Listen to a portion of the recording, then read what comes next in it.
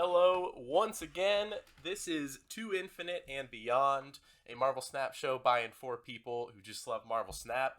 Today is November 18th, and this is episode 6, right? Holy crap, we're doing the 6th episode already. I am the Squash, and I am here as usual with my main man, J-Dag. How are you this morning? I feel like it's been so long since we recorded, you know? it's I'm out of practice. I mean, we're just podcast amateurs at this point.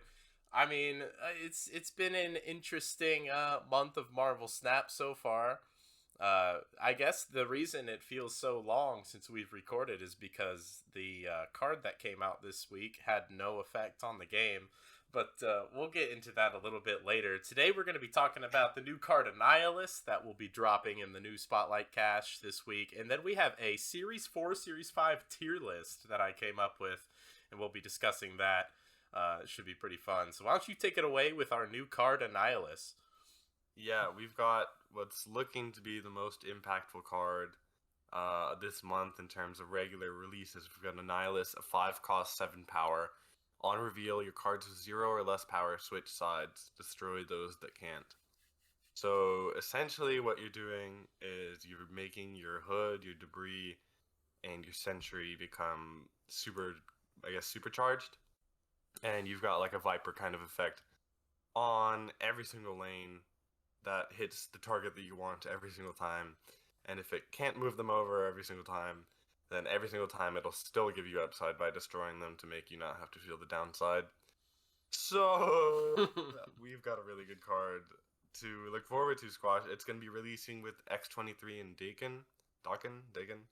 And I think that this card is really good. I should note that this used to be 8 power, and they nerfed it. Probably a good Now, thing. I don't know. Yeah, it's definitely a good thing, in my opinion. But at the same time, they also did nerf Gladiator, and I don't even know how good Gladiator would have been at 8 power. So, I'm really looking forward to this card. I don't know how long I'm going to be enjoying this card, because it can obviously be pretty frustrating when it's adding power to these junk decks that want to fill over on your side of the board. What I do like about it is that it's turn 5 power play, right? So not only are you like able to kind of get an idea of what you want to do ahead of time, you're able to pre-snap ahead of time before committing to the entire game, but it also gives your opponent that time to adjust on that last turn. Say, okay, maybe this is unwinnable. Maybe they sent over their -10 void from the sentry. I can't win this. It's impossible. They got, too many things, and I got too little things, too little space on my side, and they can retreat. So, while I do think it's a great card, I love that they kind of balance it by making the snap equity kind of a little bit lower, right? Just with this kind of design. Yeah, I think that your ability to see the lines ahead of time in your own hand, it creates early snap opportunities. So it's going to be the kind of Mm-hmm. card that I think could get you a lot of 2 cube wins. Whereas, Yeah. in the past, I don't know, something like old Galactus, like you really need to make sure that everything lines up before you can safely snap, or at least that's how I used to play it. Mm-hmm. I was never much of a Yeah. Galactus gamer, but so Annihilus is definitely one of the most aggressive pushes for an archetype that I think they've ever printed. Like, just truly, like, they took this junk archetype. They were like, what's its weakness? Well, number one, like, say you play Sentry and your opponent Cosmos on the Void lane or something. That is a big Mm-hmm. weakness. Or your opponent fills up the Void lane. That's a big weakness. And so they were Yeah. like, let's just design a card that completely negates both of those. Because you can Annihilus any lane, which makes it extremely hard to Cosmo Snipe. And if they fill it up, you just destroy your crap. It's not the end of the world. It's not as powerful as it could be, but it's still like, you played your Sentry. It's just a 4/10 then, if you eliminate its downside. It's a pretty insane like push for an archetype that I enjoy playing. So I'm pretty excited about it. I'm also excited in general about this Spotlight Cache. I think that X23 and Dakin are both good cards, and both of them get excellent variants. I am super into both of these. They're both Ryan Gonzalez Mm-hmm. variants. I held off on getting an X23 variant until this Spotlight cache, like very intentionally, because I think this is my favorite for that card, and it's a great card. But it's also interesting that they're putting X23 in the Spotlight because the most powerful counter easily to Annihilus is going to be Destroy, right? I mean, you completely do not care at all about them sending over rocks or hoods or whatever because you're just carnaging stuff, and you know it's gonna. Yeah. So it's gonna be weird. The first week of Annihilus or so is gonna be wonky as crap, like a completely new meta for a week. I feel like there's gonna be almost rock paper scissors stuff going on where Annihilus decks get crushed by Destroy decks, but then the Destroy decks will get crushed by like tech decks or something, but the tech decks lose to Annihilus, so you're just kind of having this triangle. Let's take a look at an example deck list that you put together. What were you thinking with some of these choices? Yeah, so just to read it out for listeners, we've got the Hood, Nebula, Spider-Ham, Black Widow, Viper, Green Goblin, Debris, Werewolf by Night, Man-Thing, Sentry, Annihilus, and Alioth. And there's just a whole lot of things that are kind of locked down on certain locations. What I've been thinking, Squash, outside of this list, by the way, is that once we start to look at, Annihilus mirrors, if we want to play Annihilus ourselves, but we also expect our opponents to be doing that, you can kind of tech into Carnage. Usually a junk deck will consider playing it because they want that consistency for their Sentry, for their Hood, to not whiff if they don't get the Viper on it, right? Oh, yeah. So they'll usually run Carnage.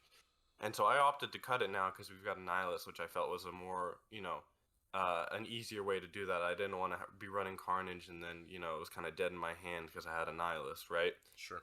But, if we're running into the mirrors, however, then Carnage all of a sudden, becomes even better than what it is. You could even see something like Carnage and, something like a Thanos list popping up because they don't want to lose immediately to Annihilus, right? So I think that's a really interesting tech decision.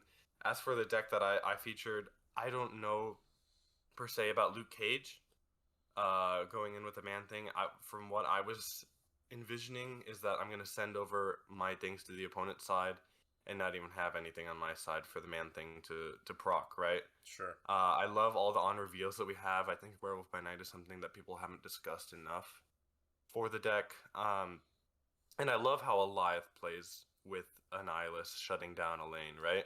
And it's not even just that the lane has to be shut down. If you play Annihilus on the right and you play the Void there, or Sentry earlier, so you have a Void there, you have a 17 power swing. All of a sudden, your opponent isn't really looking forward to wanting to play in the right lane, even if you didn't clog them there, right? So then your Alioth is more consistent, and if you clog it, then that's even better. As for Black Widow was a point of contention that I had, but I think that it pairs really nicely with Werewolf by Night. Yeah. I could see it getting cut out if you wanted to include a Luke Cage. And Nebula is just something that really I feel gets kind of slept on when we're discussing junk decks. It feels like something that's a staple that people don't always run, but I feel like they should, right? Yeah, especially like Kitty Pryde is very much out of the meta right now, and that was for a long time like the Nebula answer, and that's just not really happening. So Nebula is kind of a nightmare to deal with for certain decks right now. Yeah, I think this looks pretty good. I could definitely see a world where Man-Thing just doesn't quite make the cut. Like you'd rather run another on reveal for Werewolf or something like that. But for the most part, this is looking pretty much like what I would expect a good Annihilus deck to look like. I think for sure Werewolf is going to be one of the key pieces that you build around, and then you just get Annihilus payoffs and you just kind of screw people up. Like it's gonna be nightmarish to face if you're not prepared for it. The idea of Carnage is interesting, but it's also like awkward because the Annihilus turn is going to be turn 5, so you have to fit Carnage into your turn 6, which is just weird.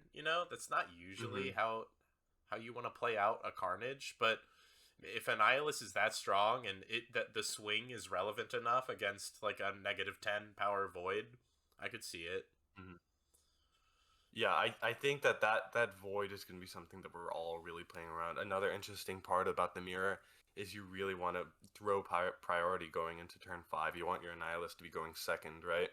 Because, if they Annihilus over their stuff, then you can Annihilus it over right back, right? And Yeah. you don't have to worry about that space being missing. Wow. So I think that that's going to be a really interesting mirror. Maybe annoying, but maybe it'll be more tedious than anything to consider it. But I could absolutely see, in some kind of an inbred meta, top legend or top of infinite, uh, where players are taking in something like a ghost, right, Oh to my try and goodness. throw a priority boost, right? It's never There's Ghost. I could see it. I could see it, Squash. And there's so Never. many like extra junk cards that always kind of get tossed in as like the 12th card, and so you can have decisions on something like Doctor Octopus in case you don't draw your Nihilus, right? You can do Polaris. You can do Spider Woman as an extra power play, right? There's a lot of things that we didn't consider that we didn't add, and could be options to kind of mess around with this deck and try to make it better. So I don't think it's necessarily a perfect 12. I think that you have your core that you build around, and then from there you decide, depending on what you're seeing, how you want to build it. And I really like that. Yeah, yeah. I think the core is like Hood, Debris, Werewolf, Sentry, Annihilus. And Yeah. from there are a lot of different ways. And Viper, probably. The thing is, like, I could even see Viper not being needed anymore, and you just rely on Annihilus, and that because Annihilus is so consistent at what he's trying to do. The only ways Annihilus whiffs is if they Cosmo Snipe you, I guess, or if like they fill a lane and they have armor there, which is an extremely specific scenario of counterplay that I don't think will happen very often. Because then, if the armor's there and the lane is filled, you can't send the card over and it doesn't get destroyed. But that's tough. I don't see that being That's too much the awkward tension, is that you want to rely on just the Annihilus, but if you don't draw it, then all of a sudden your Sentry isn't as powerful. True. Right? All of a sudden your Hood isn't as powerful, right? So I think there's a nice little tension. I do think that you should be running Viper just as a failsafe for when you don't draw Annihilus, just because it can have a really nice high roll with Sentry and Hood. One thing that I was considering was perhaps cutting Viper and Green Goblin in favor of an Iron Lad. That would be something interesting. There's a lot of on reveals that you would like to copy here. And another route that I was thinking earlier, I ended up cutting it right before the podcast with you, was Ravana, and maybe taking in a Hobgoblin as well, right? So then you've got Black Widow, Green Goblin, and Hobgoblin to help add some extra junk consistency and make it a little bit easier to throw them into turns, right? Just an interesting avenue to consider. And then there's another angle. In the past, when I've tried to play Sentry, which I've played a fair amount of Sentry, actually. I have a very cool variant that I've split at least once. I like Zabu in my Sentry decks, because then that enables a Sentry Viper turn 5. It's... When people see the void on the board, they go very much out of their way to do something about it. Whereas if you can play Sentry and Viper on the same turn to catch them by surprise, that's when Sentry is truly crazy. And then you have the Annihilus backup plan. The problem is you have to figure out how to fill out enough of a Zabu package, and sometimes that can be challenging. That's pretty interesting. You got your Man Thing as well as something that could get procced by the Zabu. I was also thinking that Sentry is a pretty nice follow-up going into a Storm.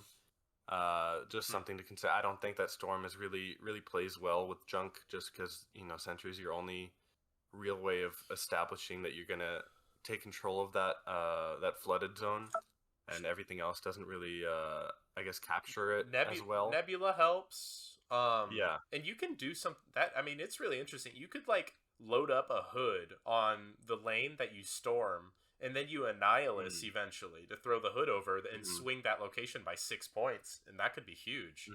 So stuff like that. I mean, that's interesting. I'd usually write off Storm nowadays, but there's some fun stuff you could play with there. That is intriguing. Yeah, because I think the fun thing about Annihilus is that we're not only considering Annihilus, but we're also considering the entire junk deck, because it's not something that we're really used to, I guess, using that competitively. I know there are some people that like to use it competitively, but for the most part, it's like we're almost kind of revisiting, Sentry, Debris, and Hood as cards that we haven't really used too much before. Yeah. All right.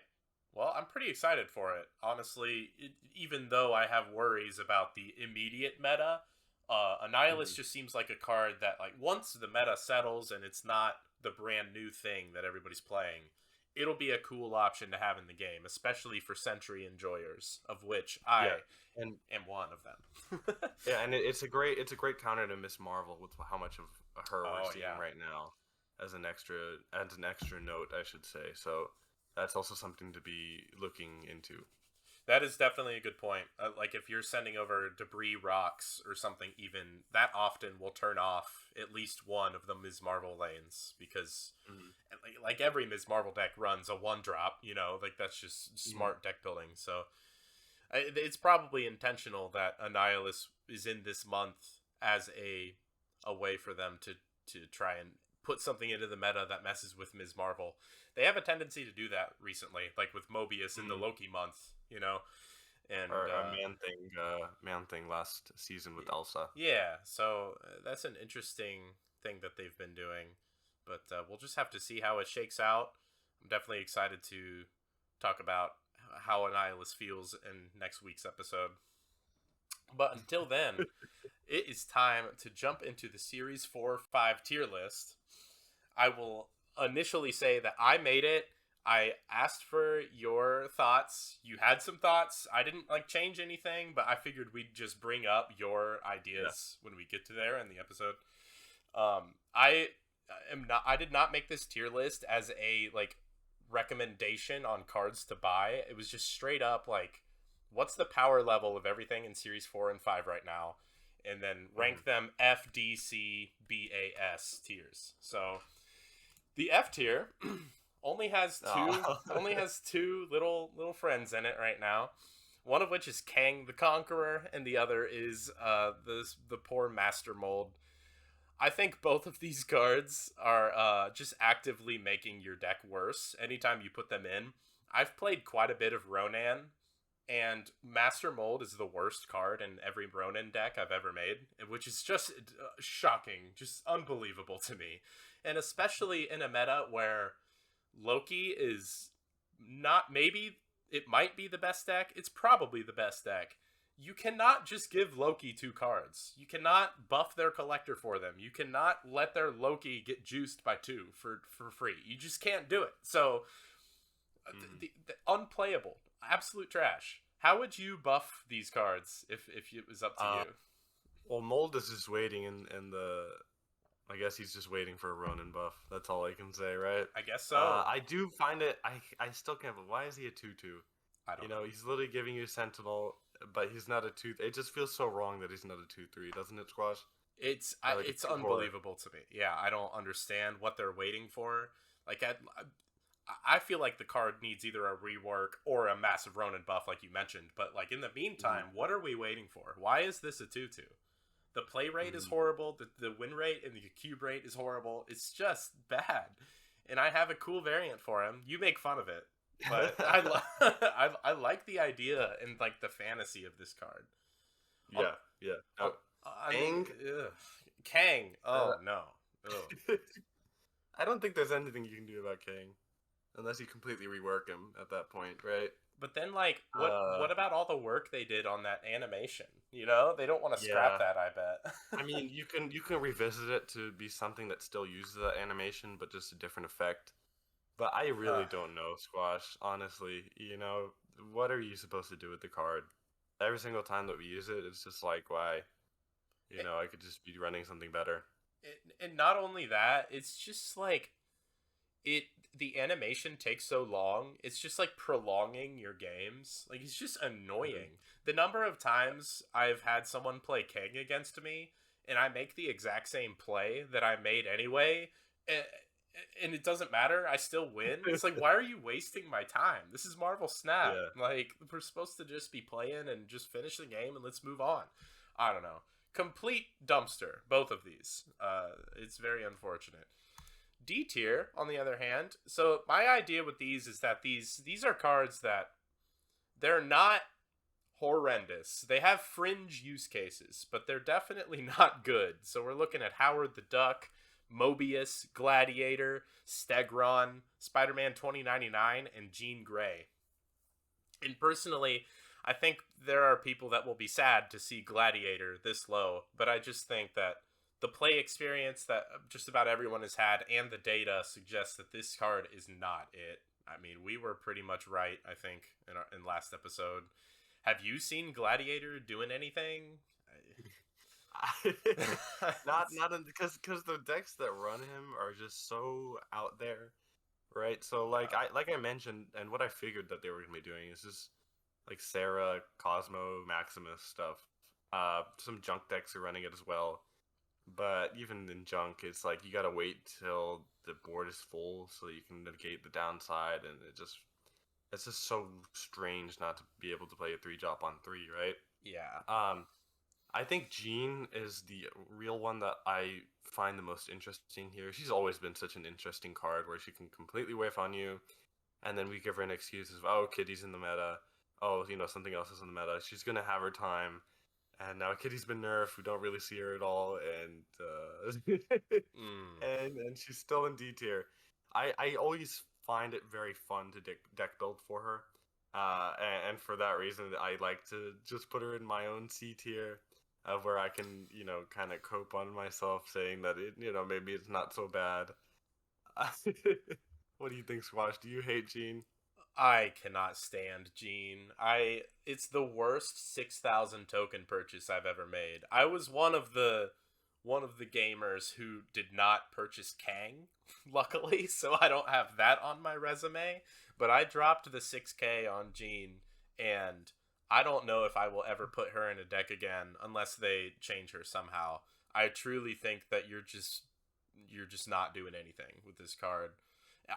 Honestly, I think it's maybe even worth considering F tier, but I see people drop lists with her every now and then where they're like, yeah, Jean is great.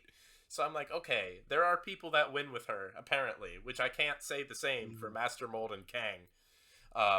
And yeah, the rest of this tier, like Howard the Duck, obviously really bad, but there are Spectrum lists, I guess, where a 1-2 with ongoing, it exists. Mobius, clearly, oh, do you have Howard thoughts? I'm interested. Yeah, I like Howard a lot. He's one of the cards, we're looking forward to spotlights ahead of time, and in January, there's going to be a Howard releasing with Hercules and Galactus. I don't have Galactus or Howard, and I'm really looking forward to trying to open for Howard. He's been a card that I really want to add to any of my Spectrum decks, but I haven't been able to. I can't justify spending 6,000 tokens on him. But I look forward to playing him. He's always been a fun card for the idea of what he can do with Iron Lad and Jubilee. Even though he can kind of whiff, your Iron Lad can hit Howard, and then all of a sudden you're not as happy. But I think he's a fun card, and I really want to get his hip variant. So I want to get him. Yeah, he's the card in D tier that I have the most fondness, optimism for. Just like what a cute little design. He has a fun animation when you play him with the eyeglass, the what is that thing? The magnifying glass. Yeah, whereas the rest of this tier, like I had my time with Stegron, but I just think that as time goes on, it is harder and harder to justify this card. So sad. Yeah, I really like just a +1 power or something second dinner. I really think would go a long way for this card. But the rest of this tier, just not much excitement. Spider-Man 2099, it's too weird of a text box. Like it just doesn't make sense. Like if they made it so, it just comes down to late. Yeah, if they made it so his destroy procs at each location or something, like you don't have to just only proc him once and then he's just done doing anything. I could maybe see it. That might be cool with like Hercules down the line. You know what I mean? But that's probably an extensive rework for the card. I don't know. So yeah, let's move on. We have a lot of cards in the next couple of tiers. C tier, these are like playable for sure. They're not the best options. Don't seek these out in particular unless they really appeal to you. I'm looking at Black Knight, Echo, Galactus, Lady Deathstrike, Legion, Dakin, Nimrod, Silver Samurai, and Stature, sadly. All of these cards, I think they feel like pretty fine, but if you're trying to build really competitive decks, these don't tend to go in any of them right now. Maybe Dakin being one exception, because I think that Discard is an extremely powerful deck right now, and he tends to find his way in there, but he is definitely like a 12th card in Discard, not like a superstar in there. I don't know. Are any of these sticking out to you? So what I noticed in C tier is you have a lot of like these kind of your own deck cards where you have to kind of build around them. Yeah. But they didn't really pan out too well, right? So you got Black Knight, Nimrod, Samurai, Stature, Galactus, right? Yeah. Most of these cards are something I really love building around Silver Samurai Squash. I don't know about you, but I love the idea of, getting the low power and then trying to res it, or maybe, abusing the Stature with it. Black Knight as well. Have you tried Black Knight in a while? I felt like I played it week released. I actually played him last night. I made like a Ms. Marvel deck with him, and it was kind of cool. Like Black Knight just kind of parks on a lane, and Ms. Marvel can, he can contribute to that activation. And Ms. Marvel costs 4, and the Ebony Blade costs 4, so you get some Zabu overlap starting to develop there. But I played that deck after I made this. I'm not saying I would move Black Knight up necessarily yet, but it's a card that you can explore, and I think it's in a nice spot. I don't think it's bad or anything. None of these cards are bad. But yeah, you're not making like a tier 1 deck with Black Knight by any means. Probably not even tier 2 yet, but there's some stuff to do there. The saddest card in this tier for me is definitely Legion. It's actually kind of insane how nutty he felt at 5'8", and now at 5'7", it just doesn't feel right. It's crazy that the -1 power makes such a difference with him. Gosh, do you think that he would be seeing play as a 5'8", with Magic having died down?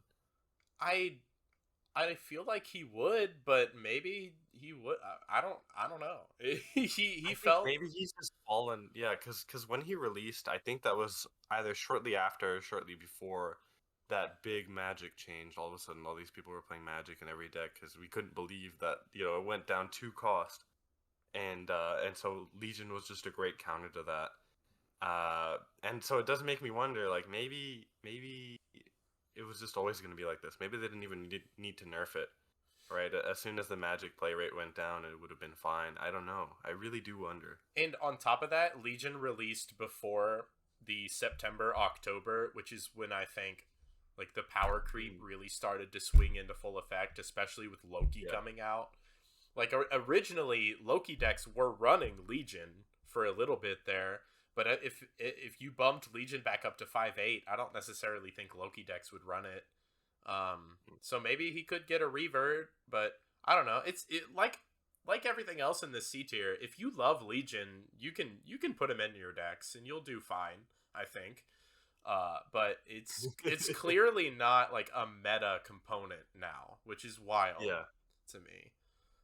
None of these cards are particularly meta at the moment, that every time someone brings up Stature and Black Bolt and stuff to like Glenn Jones, he's always like, "Oh, but it's one of the highest win rate cards," and I don't see it. I don't understand. It doesn't feel like it does not feel very special anymore. Like Stature is, she's in C tier for a reason because she's okay. You can play it if you love it. I got her gold recently, which felt good, but I haven't really played with my gold Stature very much because I just don't think that it feels as good at the numbers that she's at anymore. So that's a shame. I think Silver Samurai too, just another example of like, give him +1 power and let's see what happens. I really think 4/5 is just not quite the stat line we want for him, and +1 power could go a long way. Maybe that's a Cerebro 6 angle if they do that. Samurai Stature, Cerebro 6. Let's go, right? Yeah, maybe, Squash. We just have to not discard our own Cerebro. That's right. Oh, that's so funny. All right. Just ignore that plan. All right. B tier is the biggest tier because there are a lot of cards that are just good. Like Elsa Bloodstone, Ghost Spider, Hitmonkey, Kitty Pryde, Null, Man-Thing, Nebula, Mirage, Negasonic, Phoenix Force, Ravona, Silk, Snowguard, Thanos, and Tribunal, I think are all pretty close in power level, just good cards. You had the a stout point that Nebula could be A tier, and I think Hmm. that's a very reasonable. Like I was on the edge with her. I was also on the edge with Thanos. But I Yeah. think everybody else in here feels good in the B tier. It's kind of I wild. think Go ahead. Negasonic Teenage Warhead is another shout that I wanted to consider for A tier. I feel like she's Hmm. Nebula and her are some cards that I feel like are really slept on.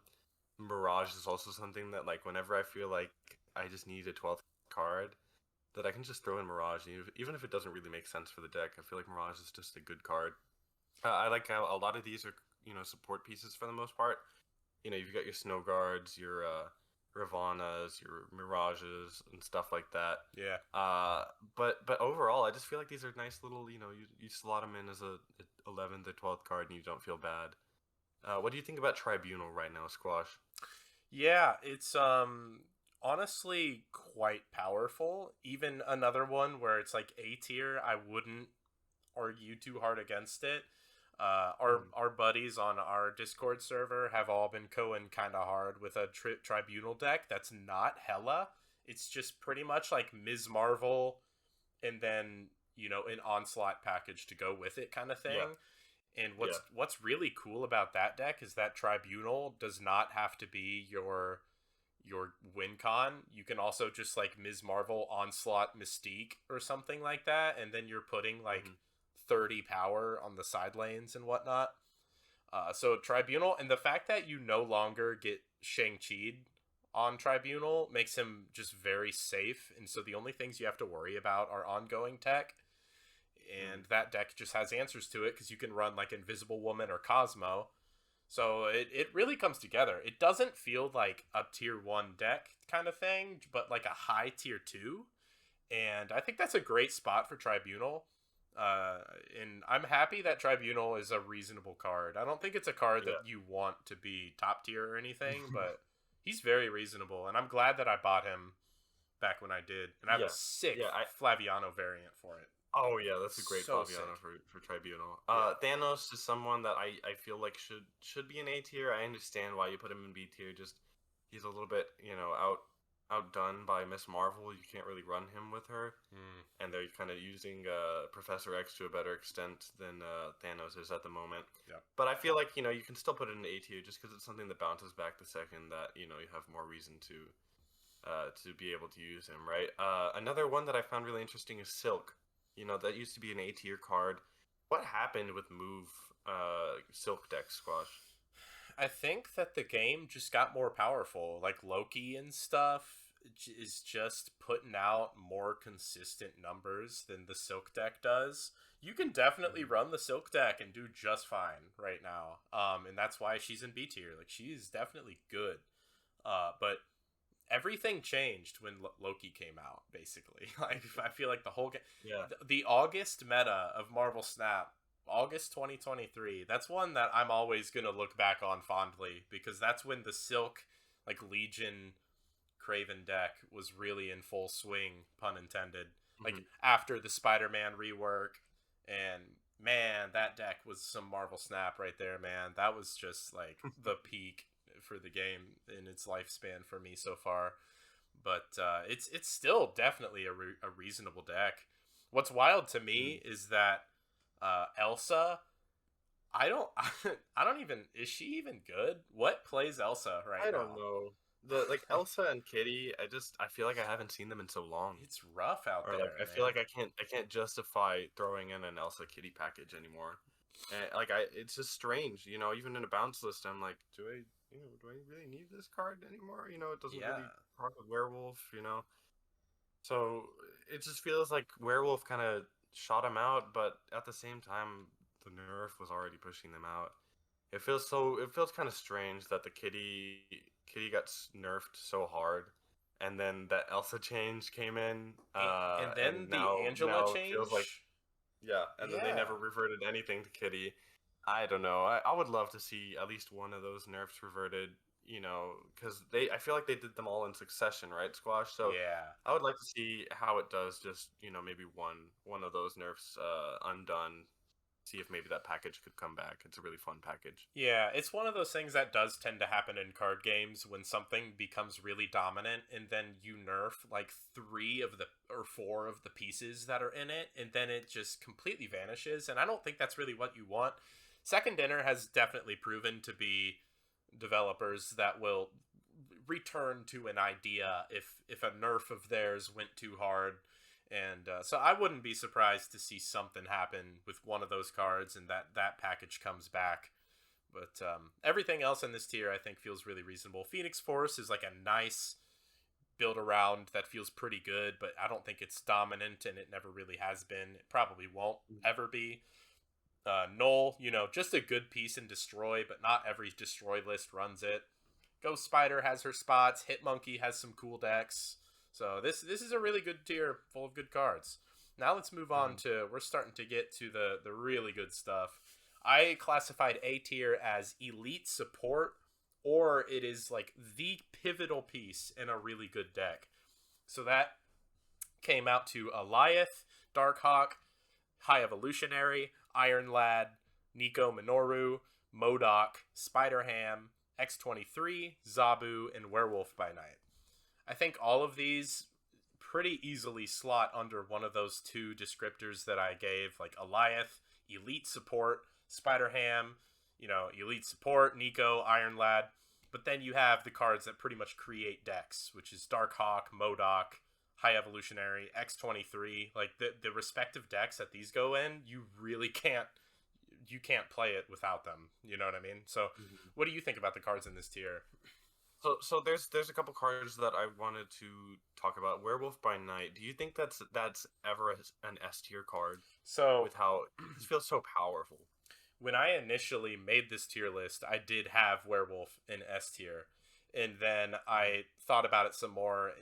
Like he's really good in Loki, really good in like Darkhawk Bounce, or just regular Darkhawk can even run it too. But he's not in much other than that. And I do think that those decks like get better with Werewolf, but Werewolf doesn't create those decks. I don't know. It's really close. Like if we were ranking the cards in A tier, Werewolf is probably at the top, like really close to S tier. He's a bonkers card. And when I was thinking about the S tier, I was thinking like either these cards are going to get nerfed or they are basically required for your collection. And I don't think Werewolf is required, nor do I think that he needs to be nerfed. So that was kind of my break point. Do you think he needs nerfed? Well, I think that more decks should look into adding, on reveals into them. I agree with that. Kind of support a werewolf shell. Does that make sense? So you just throw in a Spider-Ham, right? Yeah. What hurt is that going to do? It's a good card. It's a nice filler.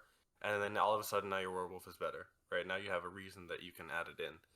Another card that I wanted to talk about, because I feel like I haven't seen it, Zabu and Darkhawk. Is there like a resurgence happening, Squash? I feel like I've been out of the meta. This month I've been really busy, and we've seen the Mobius change. Is it Mobius that is making Zabu and Darkhawk see play again, or do you think that they've just kind of swung back into the meta for other reasons? Yeah, I mean Zabu definitely sees play. Like Ms. Marvel is another big reason that Zabu has become a pretty relevant thing again. And yeah, I don't think Darkhawk has ever not been one of the best. I don't think there's ever been a time where you can't make like a high tier 2 at worst deck with Darkhawk, and especially now, like you have Zabu Darkhawk decks, you have Bounce Hawk, which is extremely strong. I don't know if you've seen that, but you just run like Korg and Widow and like good one drops, and then you have Werewolf and Falcon Beast, and it's fantastic. It's extremely powerful. So but Zabu, it's a mixture of Darkhawk, but also Ms. Marvel for sure has made Zabu one of the really, really good cards in the meta right now. And it's that package just like flows so well, and Iron Lad being another reason that Zabu is fantastic. And Iron Lad hitting Ms. Marvel is great. Ms. Marvel decks want Doctor Doom, and Iron Lad hitting Doom is great. There are a lot of cards that just kind of flow together right now in this meta, thanks to Ms. Marvel, I would say. And so Zabu's great, and the Spider-Ham, just a fantastic support piece right now. I think he's extremely underrated, but he's coming back more and more, which, it sucks when my opponents play it against me, but boy, do I love playing it against other people. And I don't know. I feel like Spider-Ham and Nebula are just cards that I feel like you should have in almost every deck. Either one. Right? Yeah, and, I'm with that. And they're absolutely slept on. They're absolutely underutilized, right? MODOK is something that interesting. You have an A tier. I feel like it's been a while since I saw, a discard deck. I don't know. I guess I should say discard be so popular in terms of how well it's doing. Yeah, you put MODOK in A. It's one of those decks, like, I don't know. It's almost like pure Paladin in Hearthstone. It's so for people who don't play Hearthstone, the reason, like, discard is just, it's always great. The stats on it are always great. It's such a consistent game plan that's hard to screw with, and MODOK is just the most important card for it. Basically, I can't remember the last time discard wasn't at least tier 2. It feels like it's pretty much just like permanently there. But yeah, you're right. Like, it's not super popular because it's the kind of strategy that people are like, yeah, I've been there, done that. I've seen what it does. I get it at this point. But that doesn't mean it's not extremely powerful, and MODOK is just like the main reason why. So I feel like he made sense here, and I think just about everything else in here is self-explanatory. High Evo creates multiple archetypes that are extremely viable. Nico, obviously, just like, she's a monster in a lot of different things right now, and that's pretty much the A tier. So let's wrap it up now. The final tier. I don't think there will be too many disagreements with the cards that I chose here. Go ahead and take your gloat moment with Ms. Marvel. I'll step aside. You can have it. Yes, gosh, it's okay. I won't rub it into your face that you said that Miss Marvel was gonna be trash. I never said trash. Now you're just like making things up. I gotta find the receipts for next episode. I'm posting the receipts. Is what I'm doing. All right, it's gonna be on the title, on the thumbnail. We can put that in. I'm gonna be making fun of you the whole time. We'll see the receipt. Yeah, that's fine. Yep, S tier, Ms. Marvel. There's no denying it at this point. I feel like she keeps getting better because people are figuring out just deck builds more and more with her, and her numbers and the stats continue to be crazy. Like, there's no slowing down, and she's a like I was saying earlier, I made a Black Knight deck with her, and suddenly I'm super into it, and it's mainly because she is just like making that whole deck flow so much better. Yeah, Scott, you were right. Miss Marvel isn't a 4-cost Doom. She's better than that, because you can go into Professor X lanes. She can go. Right. She can go into dead lanes. I mean, she gets discounted by Zabu. It's pretty stupid. I think she gets nerfed at this point, but I'm not asking for that at the moment. I think that the meta keeps getting better. I haven't been seeing like obnoxious lockdown lists quite as much. I'm seeing like cooler, like proactive Ms. Marvel decks, and she's. Do you think like a 4/4 across the board, 4 power on the other lanes and 4 power for herself, would that still be something playable, or would we be kind of giving her the Elsa treatment where all of a sudden it's like, I don't really want to build around that anymore? That sounds brutal, but I could see them using that as a balance lever so that she loses to Doombots, and that could be a pretty major breakpoint that changes things. I could see it. But yeah, like I said, I'm not asking for that necessarily.